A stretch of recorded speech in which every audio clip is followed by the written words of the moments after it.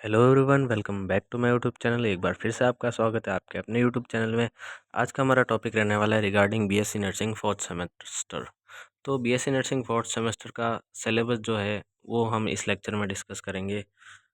चूँकि आपको मालूम है कि आपके फोर्थ सेम का जो एग्ज़ाम है लगभग कई सारी यूनिवर्सिटीज़ में 2 या 3 महीने के बाद है। तो इसलिए अभी से आपके पास टाइम है 2-3 महीने का, इसके अंदर आपको स्टडी स्टार्ट कर लेनी चाहिए। तो इस लेक्चर में मैं आपको सिलेबस बता दूंगा कि कौन कौन सा चैप्टर एंड कौन कौन से सब्जेक्ट है जिनका एग्ज़ाम आपके फोर्थ सेमेस्टर के अंदर होगा। ठीक है बच्चों। तो सबसे पहले मैं थोड़ा सा आपको बता देता हूँ कि एग्ज़ाम का पैटर्न किस हिसाब से रहता है बीएससी नर्सिंग फोर्थ सेमेस्टर का। तो सबसे पहले देखिए कि बीएससी नर्सिंग फोर्थ सेमेस्टर में आपके सब्जेक्ट्स जो है, एक तो फार्मेकोलॉजी फर्स्ट है एंड दूसरा सेकंड है। फार्मा फर्स्ट एंड सेकंड का एग्ज़ाम आपके दोनों का एग्ज़ाम फोर्थ सेम के अंदर ही होता है। ठीक है। एंड जो मार्क्स होते हैं फार्मा फर्स्ट एंड सेकंड के दोनों के मिला के जो मार्क्स होते हैं वो अपने होते हैं 38 नंबर। 38 मार्क्स का इनका पेपर आता है आपके एग्ज़ाम के अंदर। फिर दूसरी तरफ सेकंड इसी के साथ पेपर आता है, फार्मा फर्स्ट एंड सेकंड के साथ पार्ट 2 करके पेपर आता है। वो होता है आपके पैथोलॉजी फर्स्ट एंड सेकंड का इंक्लूडेड जेनेटिक्स। ठीक है। यानी कि पैथोलॉजी फर्स्ट एंड सेकंड इनका जो पेपर आता है वो आता है आपके सेक्शंस 25 नंबर का, 25 मार्क्स का आता है। एंड जो जेनेटिक्स जो सेक्शंस होगा आपके एग्ज़ाम में वो आपके टोटल 12 मार्क्स का आएगा। तो आप देखिए कि फार्माकोलॉजी के 38 नंबर, पैथोलॉजी के 25 नंबर एंड जो 12 नंबर है वो आपके जेनेटिक्स के है। ओवरऑल आपके 75 मार्क्स का टोटल जो पेपर रहने वाला है वो एक पेपर रहने वाला है। इन तीनों सब्जेक्ट का एक साथ एग्ज़ाम रहेगा एक ही दिन में आपके और एक ही पेपर के अंदर। ठीक है। आपको बस जो आंसर शीट है वो अलग अलग मिलेगी बट क्वेश्चन पेपर एक ही मिलेगा, उसी के अंदर पार्ट्स हो गए। ठीक है। फिर आपके सेकंड एग्ज़ाम जो होगा वो होगा आपके A H an adult health nursing second का, या जिसका हम दूसरा नाम कहते हैं MSN medical surgical nursing second. ठीक है बच्चों। तो ये सब 2 एग्ज़ाम आपके मेनली रहते हैं। बाकी एक जो आपके है वो प्रोफेशनलिज्म वगैरह वो आपके एक्स्ट्रा कॉलेज लेवल पे होगा, यूनिवर्सिटी लेवल पे नहीं होगा वो एग्ज़ाम। ठीक है। तो 2 एग्ज़ाम ही रहने वाले हैं आपके फोर्थ सेम के अंदर, बट सब्जेक्ट थोड़ी सी ज़्यादा है एंड कोर्स भी काफ़ी लंबा चौड़ा है। तो आइए हम थोड़ा सा डिस्कस करते हैं क्या क्या कितना रहने वाला है इसका कोर्स। सबसे पहले देखते हैं फार्माकोलॉजी फर्स्ट के अंदर। ठीक है। तो फार्माकोलॉजी फर्स्ट के अंदर आप देखिए चैप्टर कौन कौन से आते हैं। तो सबसे पहला इंट्रोडक्शन होगा। इंट्रोडक्शन आपको एकदम अच्छे से कर लेना है फार्मा का, क्योंकि इंट्रोडक्शन से सवाल काफ़ी सारे आते हैं, लाइक फार्माकोडायनेमिक क्या है, फार्माकोकाइनेटिक क्या है, ये सब पूछ लेते हैं। फिर सेकंड चैप्टर इसके अंदर pharmacology of commonly used antiseptic and disinfection. Antiseptic and disinfection आपने माइक्रोबायोलॉजी के अंदर भी पढ़ रखा है, तो यहाँ थोड़ा पढ़ना ईजी रहेगा, तो इसमें इतना आपके टफनेस नहीं है। ठीक है। एक क्वेश्चन मैं आपको यहाँ पे एक और बता देता हूँ कि रूट ऑफ एडमिनिस्ट्रेशन जो क्वेश्चन है वो भी कभी कभी पूछ लेते हैं, तो उसको भी आप अच्छे से कर लेना फार्मा में। फिर थर्ड चैप्टर है आपका drugs according to GI system, यानी कि कौन कौन से ड्रग्स है जो कि जीआई सिस्टम अपना जो है गैस्ट्रो इंटेस्टाइनल सिस्टम उसके अंदर काम आती है, उन सब ड्रग्स के बारे में आपको देख लेना है। एंटी इमेटिक्स वगैरह जो होती है, इमेटिक्स, उन ड्रग्स के बारे में आपको थोड़ा सा देख लेना, उनकी ड्रग्स का मैकेनिज्म वगैरह आपको देख लेना है। इनसे छोटा क्वेश्चन बन जाता है आपके 5 नंबर का समथिंग। फिर है नेक्स्ट रेस्पिरेटरी सिस्टम के अकॉर्डिंग कौन कौन सी ड्रग्स यूज ली जाती है। देन फिफ्थ चैप्टर है आपका कि CVD कार्डियोवास्कुलर सिस्टम एंड जो ब्लड डिसऑर्डर है उसका ट्रीटमेंट एंड ड्रग कौन कौन से उसके अंदर यूज़ होती है, वो वाला चैप्टर है आपके फिफ्थ चैप्टर। सिक्स चैप्टर है आपका है कि एंडोक्राइन सिस्टम डिसऑर्डर्स की जो ड्रग्स है वो आप सिक्स चैप्टर में पढ़ोगे। फिर सेवन चैप्टर में आप पढ़ोगे इंटोगोमेट्री सिस्टम जो आपका स्किन वाला रहता है, उसके अंदर कौन कौन सी आप ड्रग्स यूज़ में ले सकते हो, लाइक ऑइंटमेंट वगैरह, क्रीम्स वगैरह जो होती है वो सब आपके सेवन सेम के अंदर आप सेवन चैप्टर के अंदर पढ़ोगे। फिर एट चैप्टर जो आपका रहने वाला है वो कम्युनिकेबल डिजीज जो भी है, जो मलेरिया वगैरह होती है ना, एंटीवायरल ड्रग्स वगैरह, एंटी मलेरिया ड्रग्स, वो सब ड्रग्स आप इसके अंदर पढ़ते हो। तो ये था हमारा पैथोलॉजी फर्स्ट का सिलेबस, सॉरी फार्माकोलॉजी फर्स्ट का सिलेबस। अब हम देखते हैं पैथोलॉजी फर्स्ट का सिलेबस। ये जो PDF है मैं आपको टेलीग्राम पे प्रोवाइड करा दूंगा, आप या मुझे कमेंट कर देना यूट्यूब सेक्शन में, कमेंट सेक्शन में। अब देखते हैं हम पैथोलॉजी फर्स्ट का सिलेबस। पैथोलॉजी फर्स्ट में भी वही है रिपीट की, सबसे पहले आपको इंट्रोडक्शन देखना है। इंट्रोडक्शन आप देखिए ना, हर चैप्टर का इंट्रोडक्शन आपको, मतलब कि हर सब्जेक्ट का इंट्रोडक्शन आपको अच्छे से करना है, क्योंकि इंट्रोडक्शन से काफ़ी हद तक सवाल बन जाते हैं, मतलब फिक्स रहता है कि आते ही आते हैं हर साल। ठीक है, तो इसका भी आपको इंट्रो अच्छे से कर लेना है पैथोलॉजी का। फिर पैथोलॉजी में आप सेकंड चैप्टर देखिए, आपका आता है स्पेशल पैथोलॉजी। पैथोलॉजी के जो चैप्टर है वो 3-4 ही रहते हैं मेरे ख्याल से, 4 रहते हैं बेसिकली। तो चैप्टर कम है बट जो कंटेंट है वो थोड़ा ज़्यादा है, मतलब उसके अंदर डिवाइडेड है। जैसे कि अब स्पेशल पैथोलॉजी सेकंड चैप्टर है, बट स्पेशल पैथोलॉजी में देखिए आप सारे सिस्टम आ जाते हैं, respiratory, cardiovascular, GI, liver, gall bladder, skeleton, endocrine. तो ये 6-7 सिस्टम आ जाते हैं इसके अंदर ही, सेकंड चैप्टर के अंदर। फिर थर्ड चैप्टर है पैथोलॉजी का, haematological test and diagnosis of blood disorder.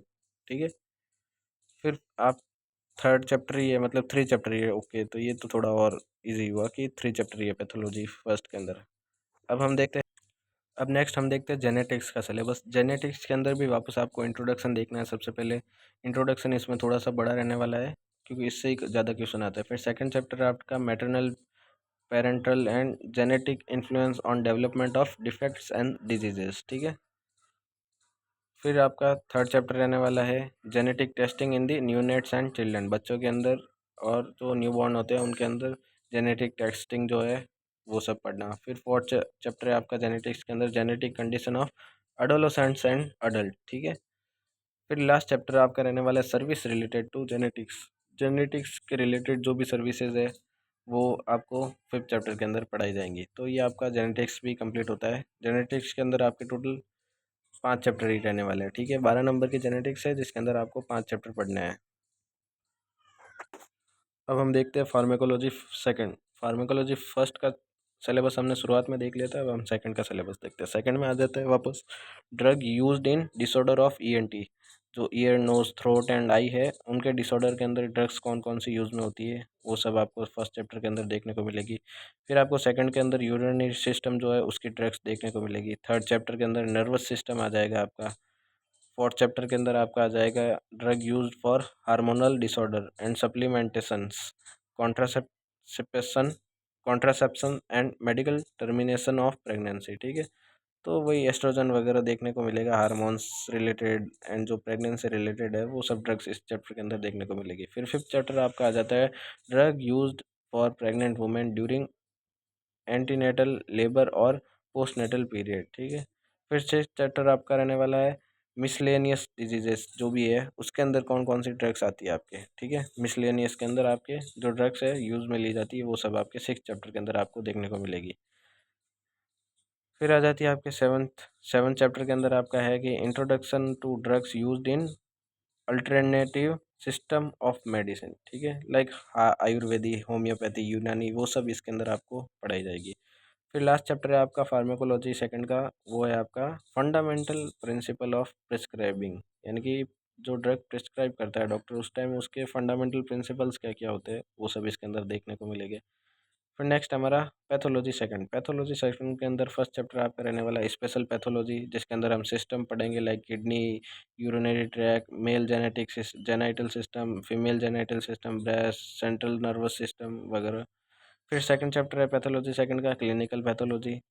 Then okay, इतना ही है, मतलब कि यानी कि पैथोलॉजी सेकंड के अंदर आपके 2 चैप्टर ही है, बस उन 2 चैप्टर के अंदर आगे सिलेबस डिवाइडेड है। मतलब कि जैसे फर्स्ट में सिस्टम पूछ लिए सारे, सेकंड में आपकी क्लिनिकल पैथोलॉजी आ गई, तो ऐसे मतलब डिवाइडेड है। अंदर मटेरियल बहुत सारा है, बस चैप्टर 2 ही है। अब हम देखते हैं adult health nursing second with integrated pathophysiology including geriatric nursing and palliative care module. Palliative care module का मतलब आप समझ गए होंगे कि ऑन्कोलॉजी वाला चैप्टर है इसके अंदर।